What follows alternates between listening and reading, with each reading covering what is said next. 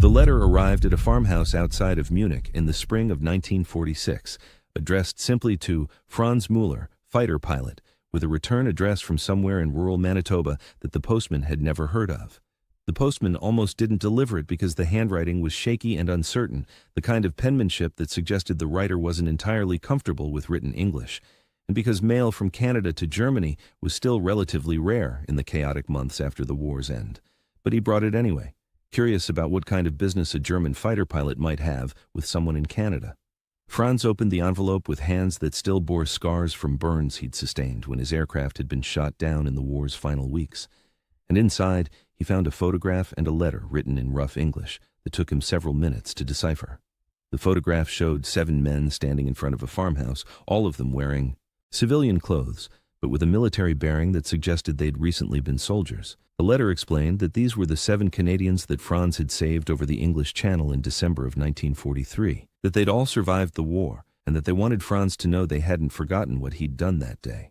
The letter ended with an invitation to visit Canada once travel restrictions were lifted, to meet the men whose lives he'd saved, and to be welcomed as family by people who should have been his enemies, but who instead considered him a brother. Understanding what happened over the English Channel on that December day requires going back several years to when Franz Müller was a young man in Bavaria with dreams of becoming a pilot. Franz was born in 1921 in a small town outside of Munich, the son of a schoolteacher and a woman who ran a small bakery that barely supported the family through the economic chaos of the Weimar Republic.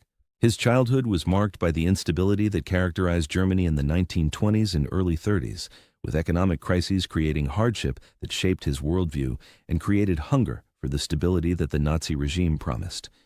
He grew up watching the political upheaval that brought the Nazis to power, experienced the gradual militarization of German society through the 1930s, and found himself caught up in the enthusiasm for aviation that characterized the era. Franz's father was skeptical of the Nazi movement, viewing it with the suspicion of an educated man who recognized demagoguery and dangerous ideological fervor. But Franz was young and impressionable, excited by the pageantry and the promise of restoring German greatness, and he joined the Hitler Youth like most boys his age. The Hitler Youth aviation program provided Franz's first exposure to flying, basic training in gliders and small-powered aircraft that revealed natural talent he hadn't known he possessed. He loved everything about flying, the freedom of being airborne, the technical challenges of controlling an aircraft, and the prestige that came with being selected as one of the promising young pilots who might join the Luftwaffe. Franz learned to fly through systematic progression from gliders to powered trainers to increasingly capable aircraft. His instructors noted his smooth control inputs, his situational awareness, and his ability to remain calm under pressure. These qualities made him an ideal candidate for fighter pilot training, and by 1939, when war broke out, Franz was 19 years old and had just completed training as a fighter pilot, assigned to fly the Messerschmitt Bf 109 that would be his aircraft throughout most of the war. His first combat experiences came during the Battle of France in May and June of 1940, where he flew escort missions for German bombers and engaged French and British fighters in combat over the Yao, collapsing French defensive lines. The reality of combat was different from what training had prepared him for. The chaos, the fear, the immediate life and death stakes created stress that no amount of peacetime training could replicate. He achieved his first aerial victory during this campaign, shooting down a French Morane-Saulnier fighter in a brief engagement over the Somme Valley. The experience of killing another pilot, watching the French aircraft spiral down trailing smoke while knowing there was a human being inside that aircraft who was about to die, affected Franz more than he'd expected. He'd been trained to think of enemy aircraft as targets to be destroyed, but actually destroying one, and knowing he'd killed the pilot created psychological burden that began a process of questioning what he was doing and why. But questioning had to be suppressed because the Luftwaffe demanded focus and aggression from its pilots, rewarding those who achieved high victory counts and sidelining those who showed hesitation. Franz learned to compartmentalize his doubts, to view aerial combat as a professional challenge rather than as killing other human beings, and to focus on the technical aspects of flying and fighting rather than on the moral implications of what he was doing. The Battle of Britain in the summer of 1940 tested this compartmentalization severely. Franz flew bomber escort missions over England, watching British fighters tear through German bomber formations while German fighters struggled to protect their charges and accomplish their own missions. The missions were exhausting, requiring flights across the channel at altitude, where cold was intense and where oxygen systems sometimes failed. The combat over Britain was more intense than what France had experienced in France, with British pilots defending their homeland with desperation and skill that exceeded what German intelligence had predicted. He shot down 3 British Spitfires during the campaign, victories that earned him recognition and promotion, but he also watched friends die as British fighters and anti-aircraft fire thinned the ranks of his squadron. One particularly traumatic incident involved watching his wingman's aircraft explode after taking a direct hit from anti-aircraft fire, the Bf-109 disintegrating in a flash of orange flame that left no possibility that the pilot could have survived. Franz began having nightmares after that incident, dreams where he was the one whose aircraft exploded, where he felt the heat and impact and knew he was about to die. The nightmares disrupted his sleep and affected his combat performance, making him hesitant and uncertain in situations where decisiveness was essential for survival.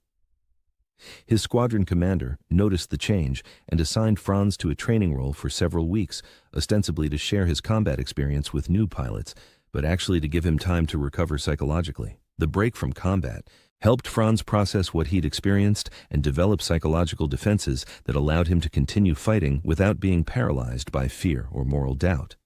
He returned to combat operations in late 1940 with renewed effectiveness, though the underlying questions about the morality of what he was doing never entirely disappeared.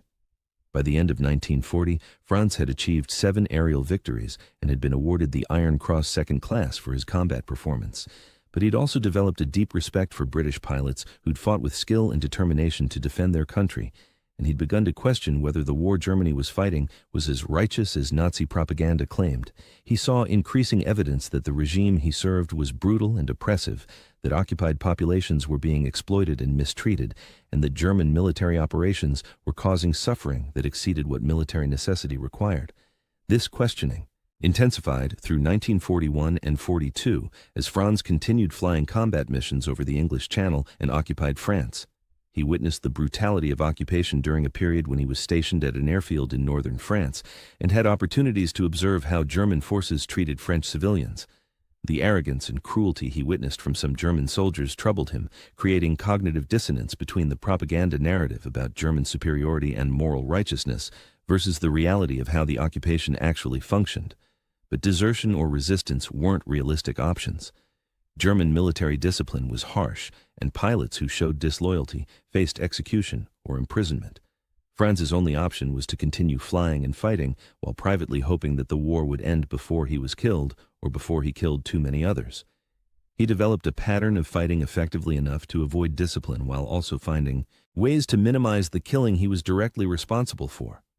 This pattern included tactics like breaking off combat when he damaged an enemy aircraft sufficiently that it was no longer combat effective, rather than pursuing the kill that would be credited as an official victory.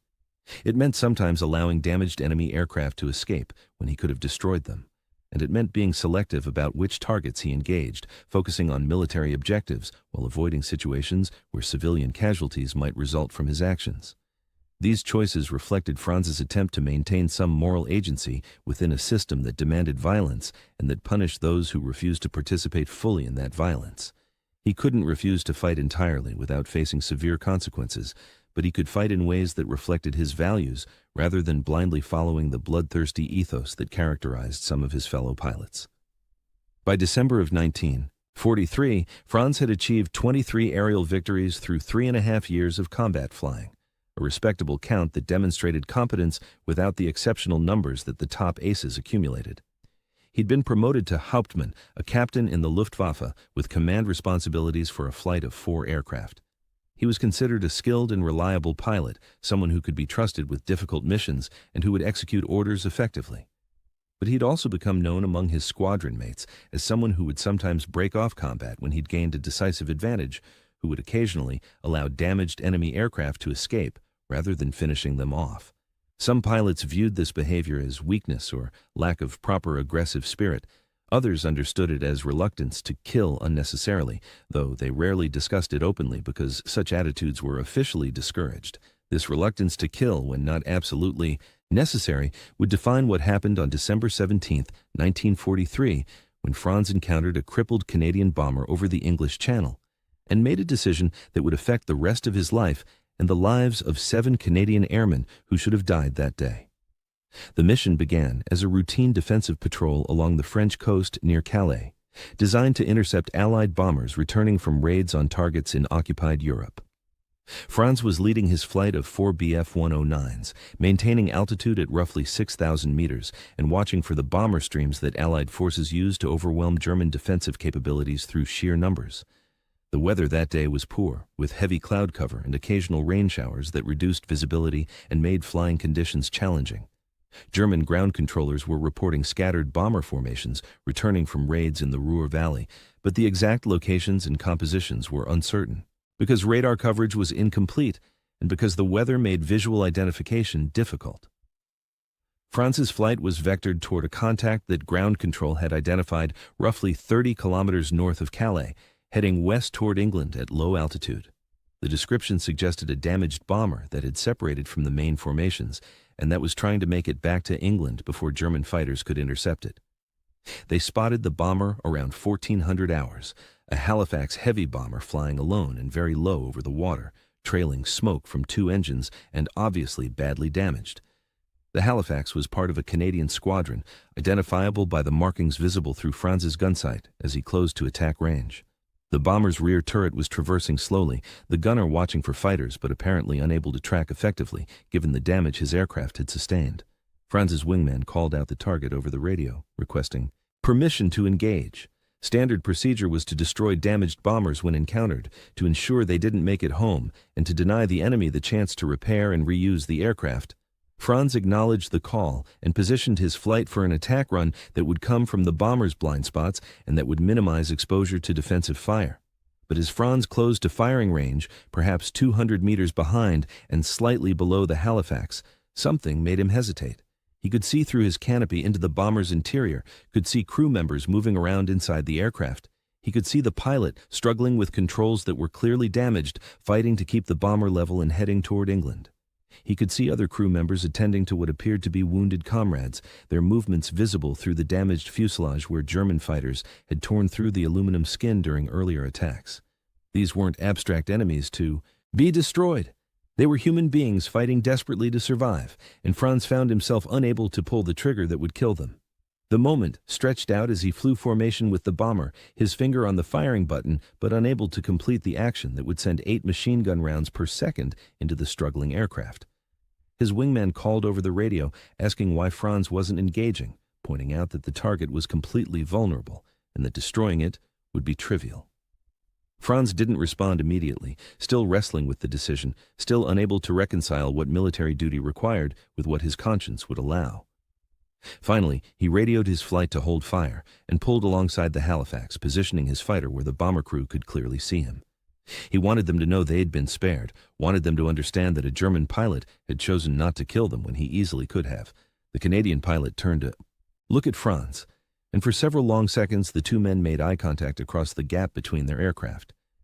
Franz could see fear and resignation in the Canadian's expression, the look of someone who expected to die but who was determined to keep fighting as long as possible. But he also saw recognition when the Canadian realized that the German fighter wasn't attacking, that something unexpected was happening that might mean survival rather than death. Franz made a decision that violated his orders, that could be interpreted as treason, and that put his own career and possibly his life at risk. He signaled to his wingmen to escort the bomber rather than to attack it, and he positioned his flight in defensive formation around the damaged Halifax as it struggled across the channel toward England. His wingmen were confused and questioned the order over the radio, asking what they were supposed to be doing and why they were protecting an enemy aircraft rather than destroying it.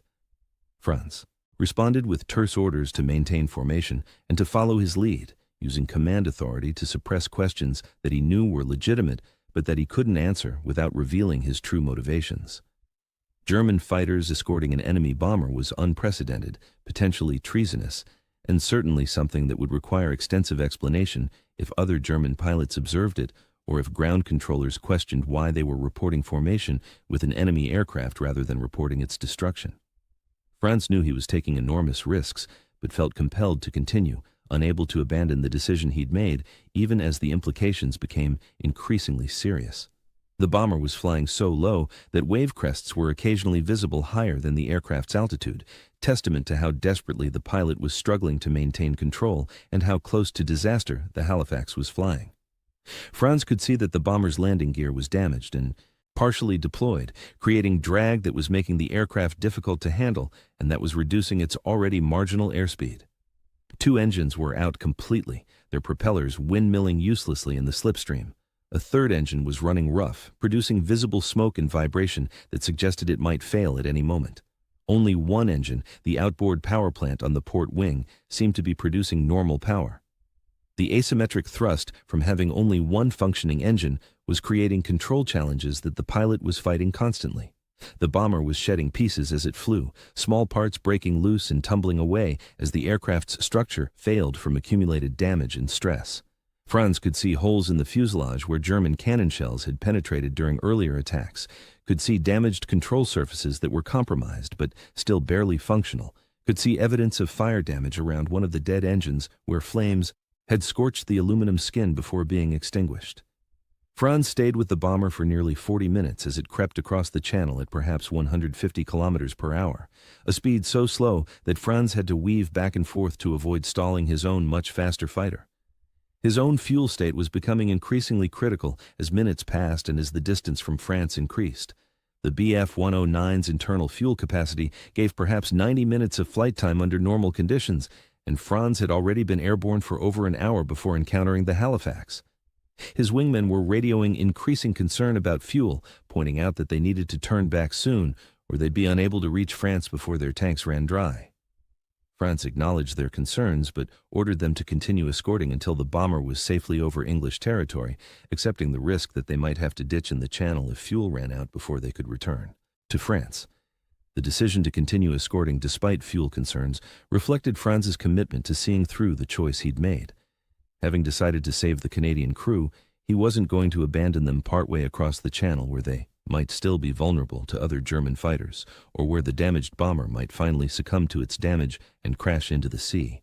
As the English coast became visible ahead, perhaps 15 kilometers distant, Franz realized he'd reached the point where he absolutely had to make a final decision. Escorting the bomber all the way to England would mean running out of fuel before he could return to France, which would force him to either ditch in the channel and hope for rescue or to land in England and become a prisoner of war. But breaking off now, leaving the bomber to cover the final kilometers alone, might doom it if British fighters engaged without recognizing it as friendly and returning from a combat mission. Franz had witnessed instances where damaged Allied bombers returning to England had been attacked by their own fighters who'd mistaken them for German aircraft, and he didn't want the Canadian crew to survive the channel crossing only to be killed by friendly fire. He chose to continue escorting until the bomber was clearly over English territory and was obviously heading toward an airfield where it could land. When he finally broke away and turned back toward France, waggling his wings in a gesture of farewell that he hoped the Canadian pilot would understand, his fuel gauges were showing levels that gave him perhaps 15 minutes of flight time remaining under normal conditions. The return flight across the channel was the most stressful flying Franz had experienced in his combat career. Every minute that passed reduced his remaining fuel, and any miscalculation or unexpected headwind would mean ditching in the cold December waters where survival time was measured in minutes before. Hypothermia claimed anyone unlucky enough to end up in the sea. He reduced power to minimum sustainable settings, trading speed for fuel economy and accepting that the slower return meant longer exposure to potential interception by British fighters that might be patrolling over the channel.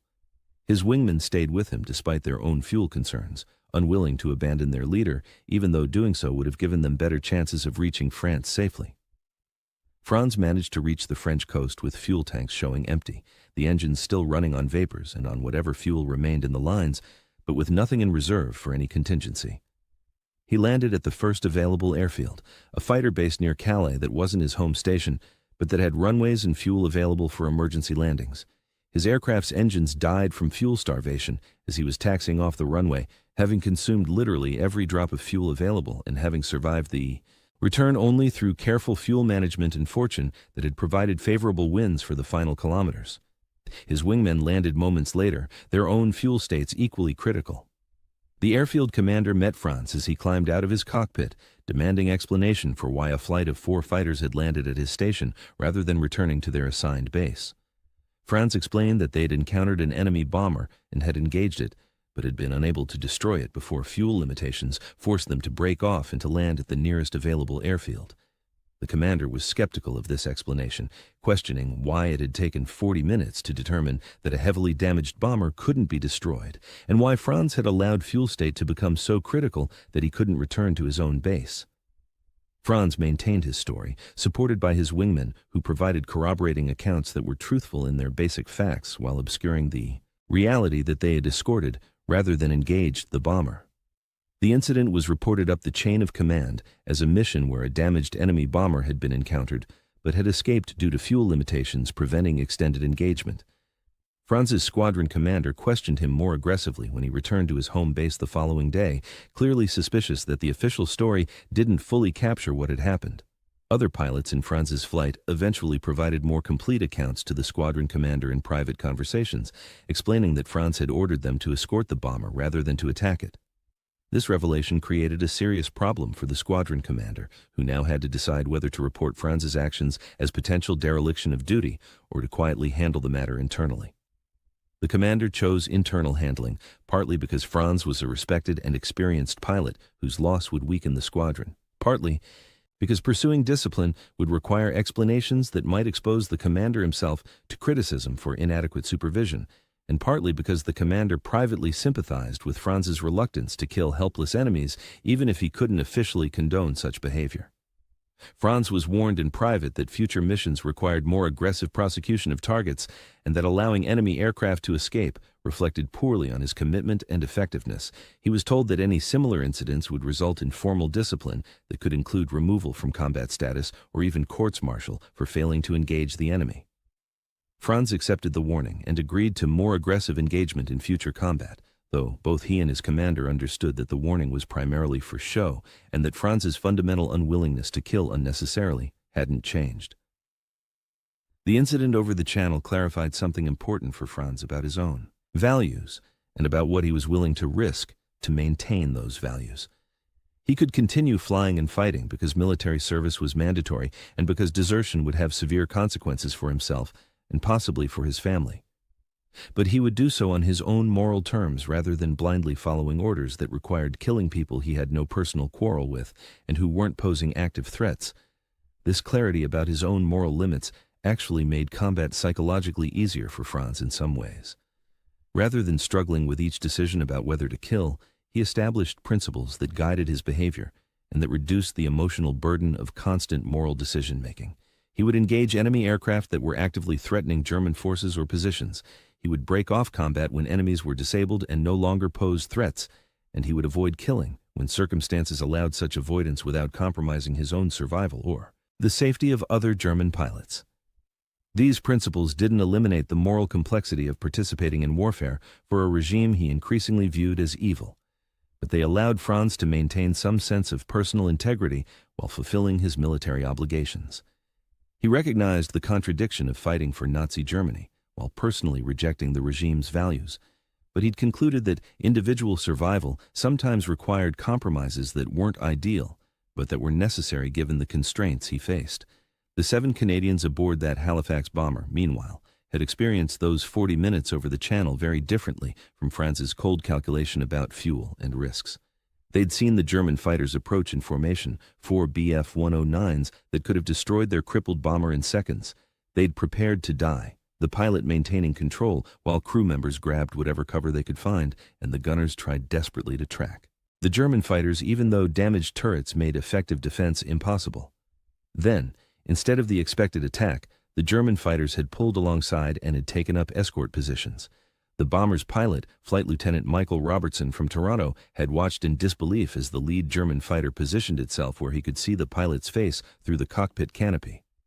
Robertson had expected many things during his combat tour, but being escorted by enemy fighters had never been among the possibilities he'd considered.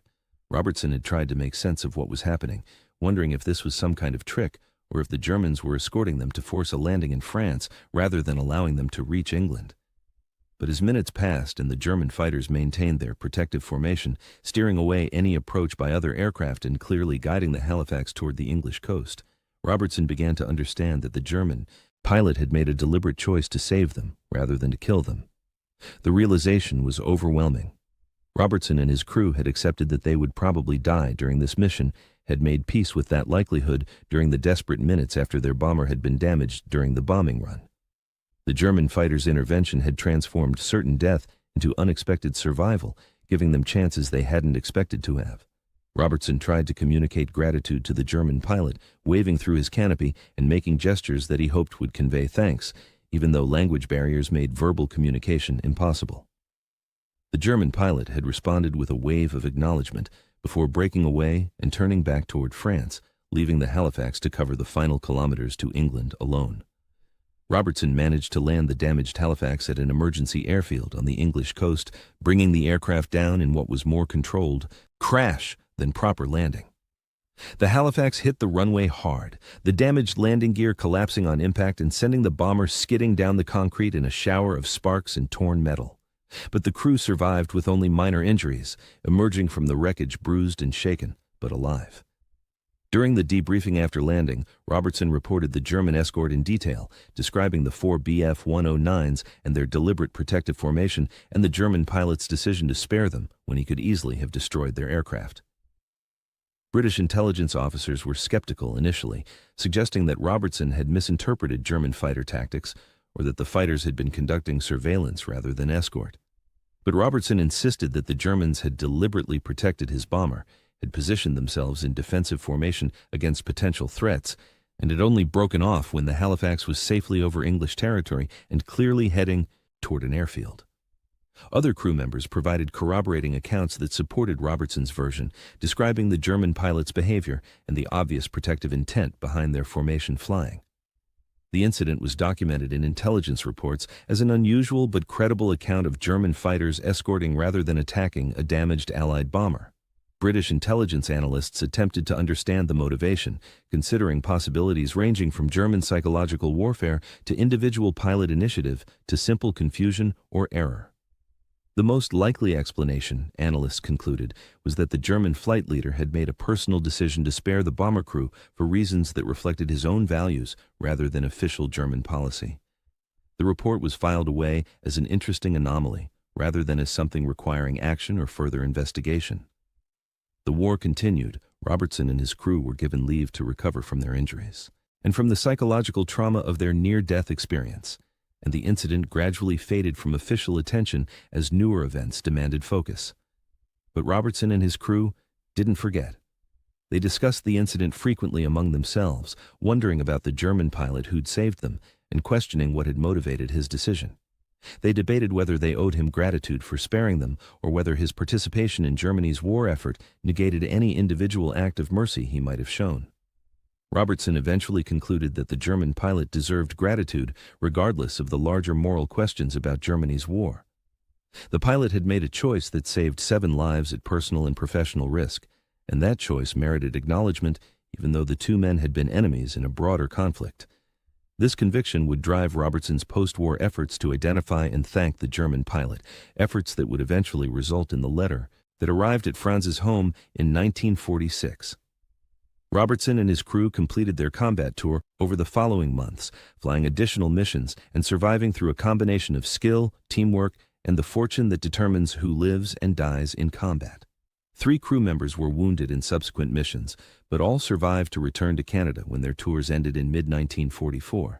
They scattered across Canada after demobilization, returning to families and civilian lives and trying to readjust to peacetime after years of combat flying. But they maintained contact through letters and occasional reunions, bound by shared experience and by the knowledge that they'd survived situations where they should have died.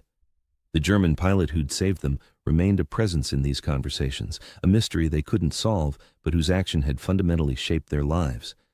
As months and years passed without information about who he was or what had happened to him, the bomber crew began to assume they'd never learn his identity or be able to thank him for what he'd done.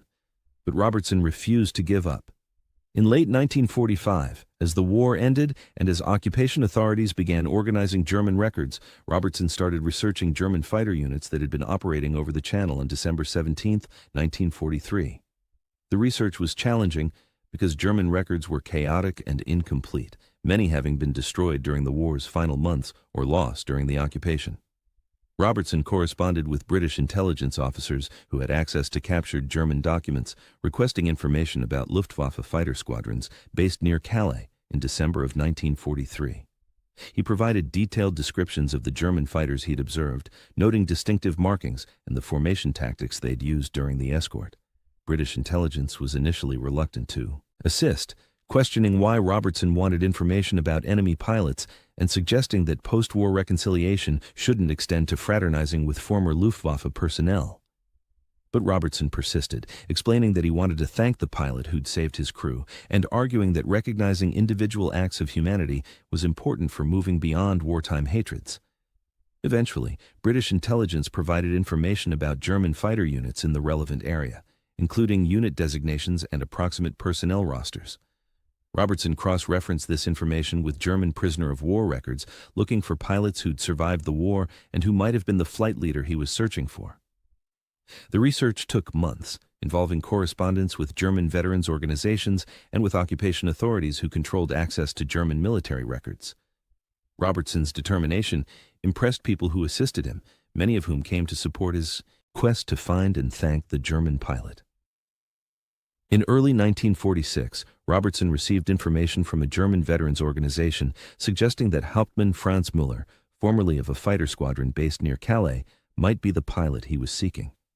The information included Franz's last known address in Bavaria, and a note that Franz had survived the war and was living in the American occupation zone.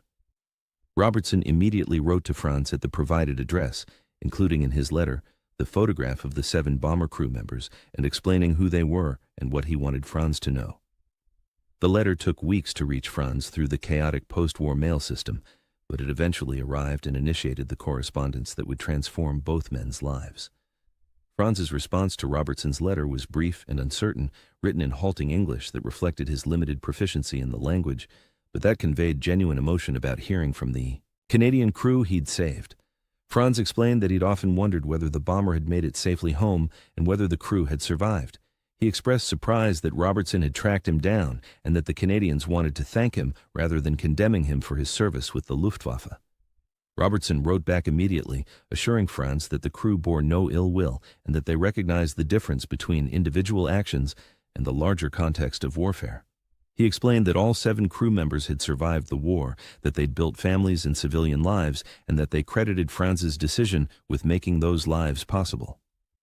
The correspondence between Franz and Robertson continued through 1946 and into 1947, with letters exchanged every few weeks as the two men shared their experiences and developed mutual understanding despite the language barrier, and despite their wartime roles as enemies. Franz's English improved through the correspondence, and Robertson learned basic German so he could understand Franz's letters more easily. The letters revealed that the two men had surprisingly similar values and perspectives despite their different national backgrounds. Both had been reluctant warriors who'd done their duty while maintaining personal moral codes that sometimes conflicted with military requirements. Both had struggled with the violence they'd participated in and had questioned whether their actions were justified by larger strategic goals. And both were trying to build peacetime lives while carrying psychological burdens from years of combat. By early 1947, travel restrictions between Germany and the Allied nations had eased sufficiently that civilian travel was becoming possible, though it remained difficult and expensive. Robertson proposed that Franz visit Canada to meet the crew he'd saved, offering to cover the costs of transportation and to host Franz at his family farm outside Winnipeg. Franz was initially hesitant, uncertain about how he'd be received in Canada, and worried that his presence might create difficulties for Robertson and the other crew members. But Robertson insisted that the invitation was genuine, and that all 7 crew members wanted to meet him and to express gratitude in person rather than through letters. Franz eventually agreed and began the complex process of obtaining the necessary travel documents and permissions. American occupation authorities were initially suspicious of why a former Luftwaffe pilot wanted to travel to Canada, questioning whether he might be attempting to flee prosecution for war crimes or might have ulterior motives beyond the reunion Robertson had described. But Robertson provided extensive documentation supporting Franz's application, including statements from all 7 bomber crew members confirming that they wanted to meet Franz and that his visit had no purpose beyond personal reunion. The occupation authorities eventually approved the travel, and Franz made the journey to Canada in May of 1947, traveling by ship across the Atlantic and then by train from Halifax to Winnipeg. The reunion occurred at Robertson's family farm on a warm spring day, with all 7 bomber crew members gathering with their families to meet the German pilot who'd saved them. Franz arrived uncertain about what to expect, carrying small gifts for each crew member and prepared to thank them for their willingness to move beyond wartime enmity. What he encountered was warmth and acceptance that overwhelmed him emotionally. The crew members greeted him not as a former enemy, but as someone who'd given them the most precious gift imaginable, the chance to continue living. They introduced him to their wives and children, tangible evidence of the lives that had been made possible by Franz's decision over the Channel. Robertson's farm became the site of an extended celebration, with the bomber crew and their families spending the day sharing stories and building connections that transcended national boundaries. Franz met each crew member individually, learning their names and hearing about their lives since the war. Each one expressed gratitude that was clearly genuine and deeply felt, thanks that made Franz uncomfortable because he felt he'd only done what any decent person would have done in the circumstances. But the Canadians wouldn't accept this minimization. They insisted that Franz had made a choice that required moral courage in a context where most pilots would have simply followed orders and destroyed the bomber without hesitation. They pointed out that his decision had risked his career and possibly his life, that he'd chosen to escort them despite knowing the consequences he might face, and that this choice reflected character that deserved recognition and gratitude. During the visit, Franz learned details about the bomber crew's experiences that deepened his understanding of what his decision had meant.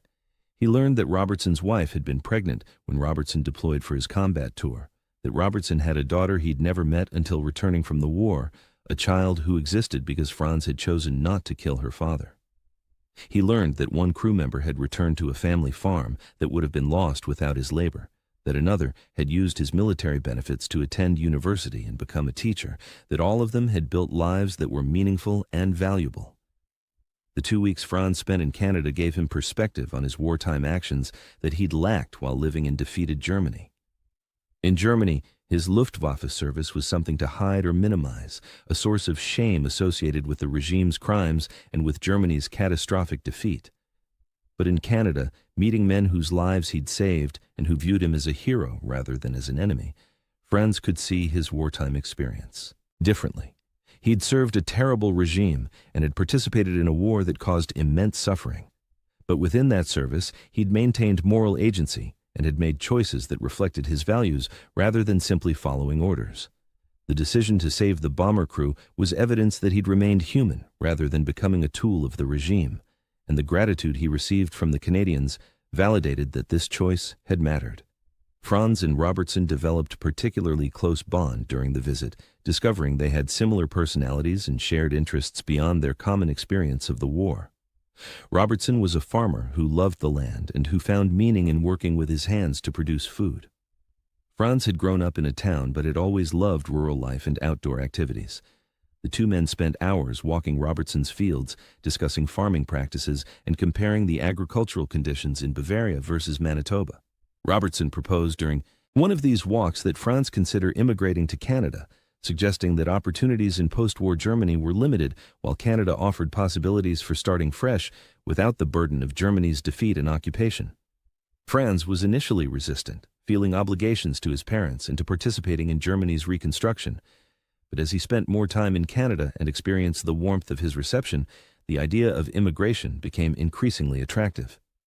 He returned to Germany in June of 1947, but maintained regular correspondence with Robertson and with the other bomber crew members. The letters from Canada were bright spots in his life in Germany, reminders that somewhere he was valued and welcomed rather than viewed with suspicion as a former Luftwaffe pilot. Over the following year, Franz's situation in Germany became increasingly difficult. Work was scarce, living conditions were harsh, and the psychological burden of living and defeated Germany was wearing on him. The contrast with the warmth and opportunity he'd experienced in Canada made Germany feel increasingly oppressive. In 1948, Franz made the decision to immigrate, applying for Canadian immigration with Robertson's sponsorship. The process took months, involving extensive documentation and interviews with immigration officials who scrutinized his background and motivations. But Robertson's support and the documented history of Franz saving the bomber crew eventually overcame bureaucratic resistance, and Franz received approval to immigrate to Canada. He arrived in Winnipeg in September of 1948, was met at the train station by Robertson and by several of the other bomber crew members who'd traveled to welcome him, and began the process of building a new life in a country that had been his enemy just 3 years earlier. The transition to Canadian life wasn't entirely smooth. Franz spoke limited English despite having improved. Through correspondence, he had to adapt to Canadian culture and customs that differed significantly from what he'd known in Germany, and he faced occasional suspicion or hostility from Canadians who remembered the war and who viewed German immigrants with distrust. But Robertson's support and the bomber crew's endorsement helped overcome these obstacles. Franz found work initially as a farmhand on Robertson's property, learning Canadian agricultural practices while improving his English and adjusting to his new life. The physical labor was demanding but satisfying, providing income and occupation while he figured out longer-term plans. As his English improved and as he became more comfortable in Canada, Franz transitioned to work in aviation, initially as a mechanic working on civilian aircraft at Winnipeg's airport. His technical knowledge from his Luftwaffe training translated well to civilian aviation maintenance, and he quickly proved himself competent and reliable.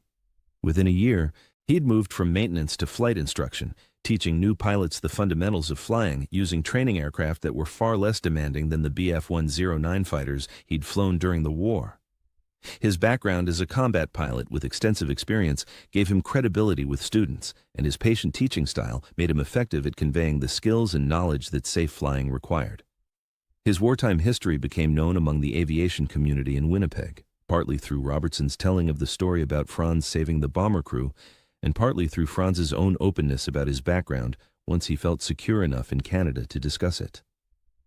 Some people viewed his Luftwaffe service with suspicion or hostility, but most recognized the distinction between his individual actions and the regime he'd served. The story of the German ace who'd saved 7 Canadians became somewhat famous in Winnipeg aviation circles, spreading through word of mouth and eventually appearing in local newspaper articles about interesting members of the community. Franz was uncomfortable with this attention initially, preferring to maintain low profile about his past, but he gradually accepted that the story served valuable purposes in demonstrating that enemies could become friends and that individual moral choices mattered even in warfare. Franz married in 1951, meeting his wife Mary through mutual friends in Winnipeg's aviation community. Mary was a Canadian woman from a Ukrainian immigrant family, someone who understood the challenges of adapting to a new country and who accepted Franz's complicated history without judgment. They built a life together that was stable and fulfilling, eventually having 3 children who grew up knowing their father's extraordinary story, but viewing him primarily as a dedicated parent and aviation instructor rather than as a former fighter ace. His relationship with Robertson evolved into something both men described as brotherhood, a bond that transcended friendship and that was rooted in shared experience of war and in the moral choice that had saved Robertson's life. The 2 families spent holidays together, supported each other through difficulties and celebrations, and maintained connection that became central to both men's lives. The other members of the bomber crew remained in Franz's life as well, though with less intensive relationships than what he maintained with Robertson. They would gather periodically, usually on the anniversary of December 17th, when Franz had saved them, to commemorate the incident and to celebrate the unlikely friendship that had resulted. These gatherings were initially just the bomber crew and Franz, small affairs where they'd share a meal and recount memories. But as years passed and as the group's children grew older, the gatherings expanded to include families and eventually grandchildren, becoming multi-generational celebrations that honored the bond between Franz and the men he'd saved. The gatherings took on increasing significance as participants aged and as the reality of mortality became impossible to ignore. The first crew member died in 1963 from a heart attack, a loss that shocked the group and that created renewed appreciation for the years they'd been given.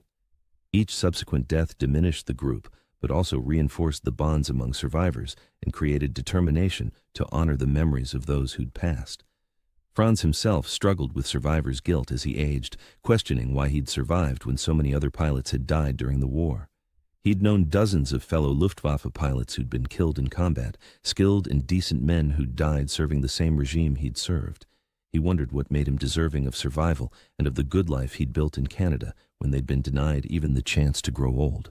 Robertson helped Franz process these feelings during their many conversations over the years, pointing out that survival in war was often arbitrary rather than deserved, but that what Franz did with his survival mattered.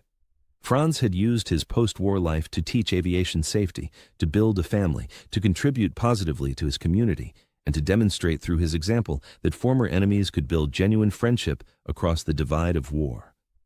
This framing helped Franz accept his survival and find meaning in it, viewing his life in Canada as opportunity to demonstrate values of compassion and reconciliation that offered alternative to the hatred and violence that had characterized the war. He became increasingly willing to share his story publicly as he grew older, accepting invitations to speak at schools and community events about his experiences and about the lessons he'd learned. These speaking engagements focused less on the technical aspects of aerial combat than on the human dimensions of war and on the importance of maintaining moral agency, even in circumstances that pressured individuals toward violence and dehumanization. Franz described seeing the Canadian pilot's face through the bomber's canopy and realizing he couldn't kill someone whose humanity was so visible and immediate. He explained how that moment of recognition had transformed an abstract military mission into a personal encounter that made killing impossible, and he argued that maintaining such recognition of enemies' humanity was essential for limiting warfare's worst excesses. His message resonated with audiences during the Cold War era, when fears of nuclear annihilation made questions about limiting violence and maintaining humanity especially urgent. Robertson often accompanied Franz to these speaking events, providing context about what the escort had meant from the Canadian perspective and emphasizing how Franz's decision had given 7 men the chance to live full lives. Robertson would describe his family, his decades of farming, the grandchildren he'd had the privilege of knowing, all made possible because a German pilot had chosen mercy over duty. The partnership between Franz and Robertson in telling this story created powerful narrative about reconciliation and human capacity for choosing compassion, even when circumstances demanded violence. Their friendship itself became as significant as the original incident, demonstrating that former enemies could build genuine bonds based on shared values and mutual respect. Educational groups, veterans organizations, and peace advocacy organizations all invited Franz and Robertson to speak, recognizing that their story provided concrete example of principles that were often discussed abstractly.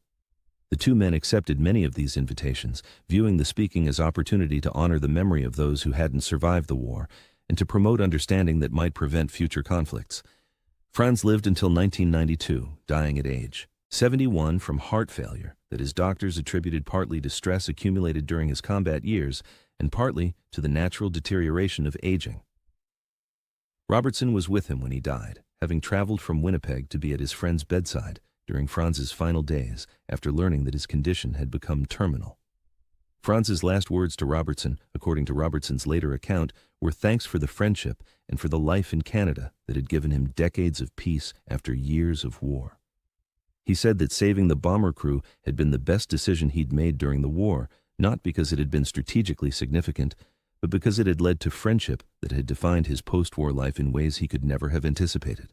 Robertson arranged for Franz to be buried in Winnipeg's largest cemetery with full military honors that recognized both his Luftwaffe service and his contributions to Canada.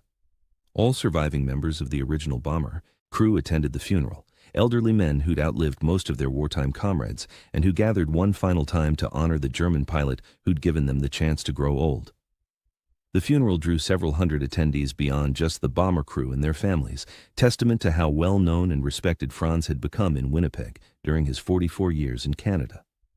Aviation students he'd trained, colleagues from his years teaching, neighbors and friends he'd made, all came to honor a man who'd lived with integrity and who'd demonstrated through his life that former enemies could become valued community members. Robertson delivered a eulogy that captured both the extraordinary nature of their first encounter and the ordinary friendship that had developed from it. He described the terror of seeing German fighters approach his damaged bomber and the incomprehensible relief when those fighters escorted rather than attacked. He talked about the years of friendship that followed, about watching Franz build a Canadian life and become more Canadian than many native-born citizens. And he emphasized that Franz's greatest legacy wasn't his aerial victories or his dramatic decision over the Channel, but rather his demonstration that individual moral choices mattered and that humanity could persist even in warfare's midst. Robertson said that knowing Franz had enriched his own life immeasurably and that he was grateful beyond words for the choice Franz had made on December 17, 1943. Robertson lived until 2004, reaching age 83 and outliving all the other bomber crew members by several years. He continued telling the story of Franz and the escort until the end, maintaining that it was the most important experience of his life and that it had shaped how he understood war, morality, and human nature.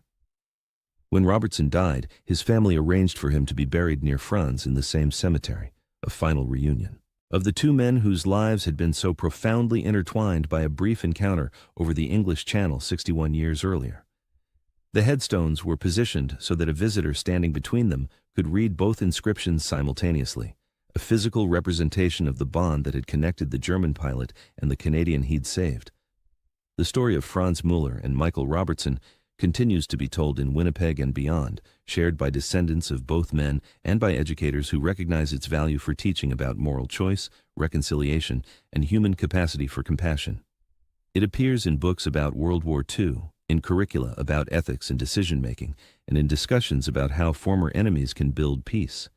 The fundamental message remains constant across these various tellings, that individual choices matter even in the midst of organized violence, that seeing enemies as human beings can prevent killing when circumstances allow such restraint, and that former adversaries can build genuine friendship that transcends the hatreds that divided them during conflict. When the German ace saved 7 Canadians over the English Channel in December of 1943, he created legacy that extended far beyond the immediate rescue, demonstrating that humanity could persist in warfare and that moral courage could shape outcomes even when material forces suggested different results. And in building lifelong brotherhood with one of the men he saved, Franz showed that the deepest bonds can sometimes form between people who began as mortal enemies.